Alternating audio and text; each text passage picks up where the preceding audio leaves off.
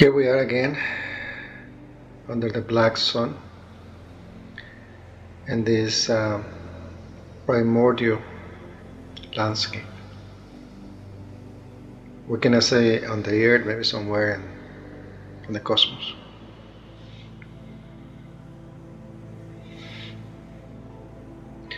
Today, we're gonna talk about the subject of death.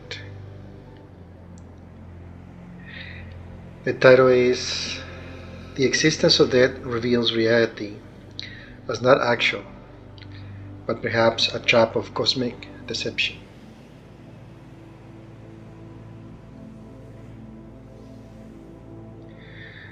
Life, death, birth, life, death, birth, rebirth, in each return revealing the futility of its brief existence, the self fooled by the theater of its illusion, the failure to ascend to be released from such condition.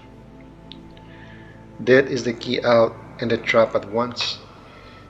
For this, to understand death is to gain both the key and the door.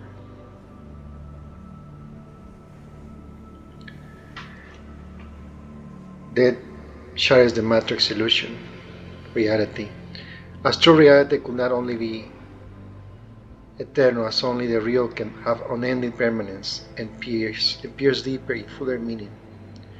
To fragment life with constant waves of death and birth will prevent a unifying consciousness from perfecting itself in its own evolution and understanding in order to rise from its fallen condition, creating the perfect environment for its imprisonment in this reality. As with each death, the mind is reset to zero, blackness, and therefore to base consciousness. One would live in ignorance and die in ignorance with such short lifespan. Add to that the consistent necessities of a fragile body who need constant feeding, sleeping, which gets sick and are insatiable in its necessity of caring in order to prevent pain and death for the body. In a world of limited resources in which everyone is in competition for the same things in order to care for these bodies.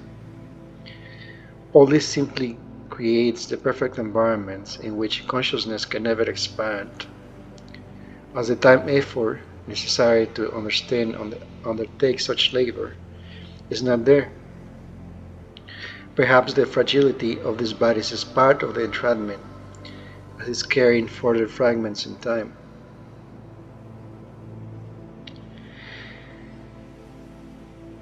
And so death could be a means to contain consciousness from rising from its limited condition, and therefore depriving it from something of higher value, or perhaps find a way to escape reality.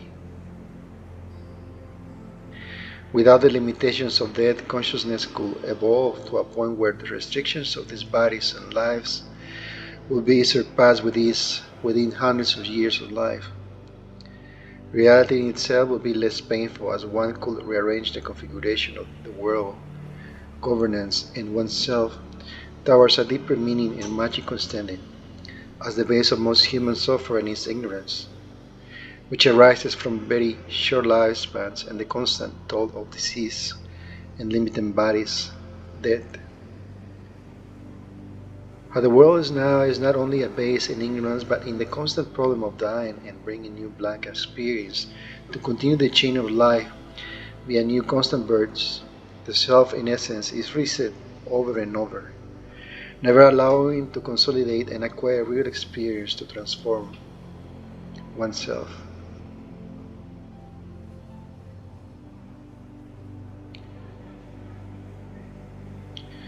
Everything is dying, and everything will die in time, from the sun to even the cosmos, each in its own time. Of course, animals, plants, and humans are more fragile, and their length of time cannot compare to a planet, star, or a universe. Nevertheless, since everything is coming to its end and coming into a unifying disorder in order to reach a void of uniform nothingness, it means this plane of existence is not truth, as something factual could not have an end in in order to fulfill a real purpose for what would be to create something so complex, for in the end to dissolve it into nothingness. The real will be an eternal continuum where all potentials of self could unfold and live, where creation over creation, without beginning, without end. With a limited lifespan, no purpose could arise that excels in its form to a more enchanted, powerful perspective. And so the base condition will remind of an animal, human, that comes to be birthed and to give birth, to labor and to die, without ever advancing beyond this nature. Giving the sense of this reality being a type of a planetary farm, where animals are simply rising to reproduce, and once this is fulfilled, they are slaughtered for consumption in a never-ending chain of death and suffering.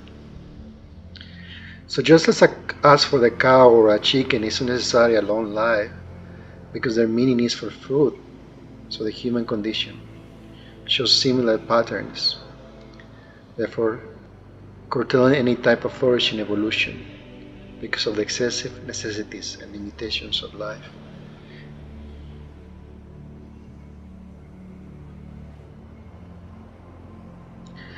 As human beings, everyone we know will be dead in less than 150 years. And everyone that was born 150 years ago is also dead already. All those billions of peoples that have lived and died across times as the species initiated, most of them we do not know who they were. They live and die as if they never existed. All their toil and suffering was meaningless. It served simply the purpose or continue to extend the life of the species organism and not their own individual well-being. It seems that nature utilizes them simply as a tool to sustain its own dark desire to perpetuate the human species for whatever purpose it has in mind, which based in the horrors and suffering of reality, I doubt it is for its own good. Other planets millions of years ago could have been inhabited. A planet like Mars, for example, could have thrived with life, and yet today there is no trace of anything, as if nothing had happened. Whatever has happened in the universe, whatever life or existence that has been and is told, what was for? What was its reason? Here we are now, we're thinking that we are the beginning, the first species, but I don't believe it. We are probably one of many layers of consciousness that has arisen and collapsed. The short lifespans are suspect of something deeper, sinister, that this dimensional reality expresses. And therefore one's own purpose, I think, is to create one's own purpose, based in the fatality of death. This own purpose is to do that which nature, based in how everything is arranged, wants to prevent from happening, which is the evolution of one's own consciousness, beyond that of simply surviving, reproducing, in a temporary condition called life. One must now step into taboo, and into an inversion of everything one has been told via religions and culture, which are also tools of the great conjuring, the understanding that earth is creatures, and what nature seeks to do is not in the end for the greater good of oneself, but a highly predatory mechanism to farm and use us for its own malefic purpose. Therefore, one must work towards dispelling the illusion of this reality and rejecting creation as a place to remain as a part of its habitants. And as one does this, perhaps the door to displace oneself to other dimensions of existence can be opened. As to doubt this world veracity is to dispel the camouflage it seeks to veil its inhabitants in order to accept it as the only possible regimen of life and reality.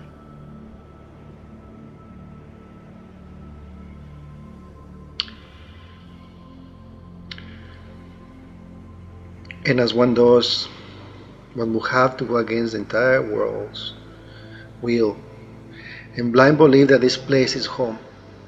That is good, and that everything is as it should be, and that is fine for me. As following the human herd to the slaughterhouse is never a good thing. We don't want to end up like them, do we? As lemmings running to the abyss.